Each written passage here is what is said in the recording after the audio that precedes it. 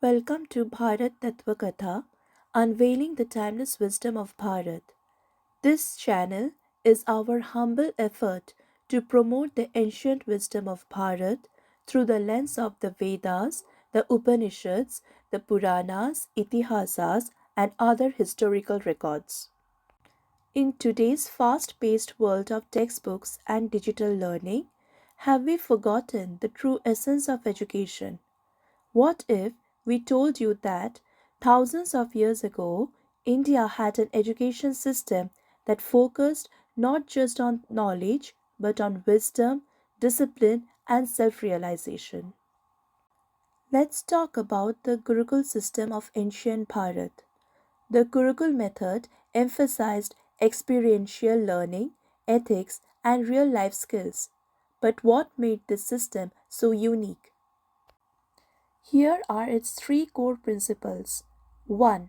The Guru Shishya Parampara or the teacher student tradition. Students lived with their Guru away from their families and comforts of their homes, which taught them discipline and self reliance. The teacher or Guru was more than an educator, they were a mentor, guide, and parental figure. The Guru personally knew each student's strengths and weaknesses, tailoring their teaching accordingly. Students lived with their gurus, learning not just academics but life lessons. Irrespective of their family backgrounds, the students used to participate in regular household chores in the Gurukul. 2. Practical knowledge. Education did not limit to the deep understanding of the Vedas and the Upanishads, but also extended to other fields of studies such as astronomy, medicine, martial arts, and even governance. 3. Spiritual and moral growth. Apart from the development of intellectual and moral character, the goal was to promote spiritual growth and self realization.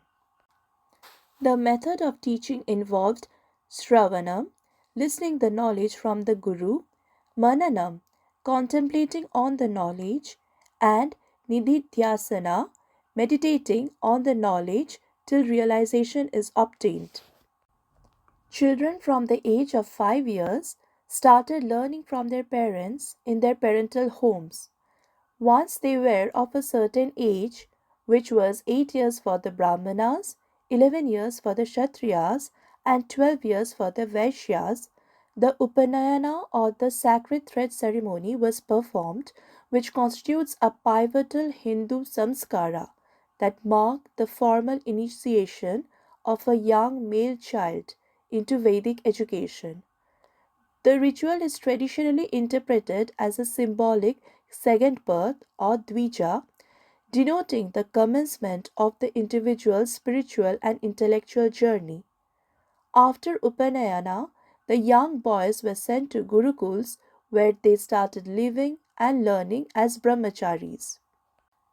Now let's imagine a day in the life of a young brahmachari. Their routine wasn't just about memorizing texts. It was about living the knowledge. The day began before sunrise with meditation, yoga, and prayers to cultivate discipline and mental clarity.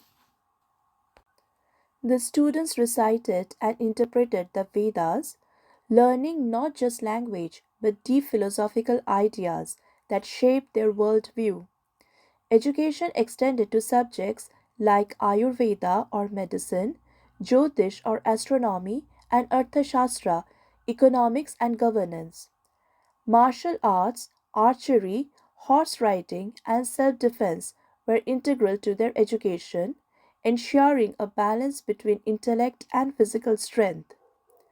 Examination involved oral recitation and explanation of the Vedic shlokas, practical demonstrations of rituals and practices, participation in Shastrarthas, which are nothing but debates and discussions, and most importantly, behavioral observations. Students' adherence to the dharma or righteousness formed a very important part of Vedic examination process. On completion of Gurukul studies, a graduation ceremony or Samavartana was organized where the successful students became Vidyasnataka. It was customary to provide Guru Dakshina or offering to the Guru after the completion of studies. It signified the students' gratitude and respect for their teachers. How does the Gurukul system compare to modern education? Modern system focuses on exams, grades and career pressures, whereas the Vedic system focused on inner growth, wisdom and practical skills. Moreover, nowadays the student teacher relationship is often formal and transactional. With large class sizes, standardized curricula, and time constraints, teachers struggle to provide personalized guidance. With rising stress and lack of life skills in education today, should we revive elements of the Gurukul system? Meditation, value based learning, and experiential education could help us build not just smart individuals but wise human beings. So, what part of the Gurukul education system do you think we should bring back today? Please comment below.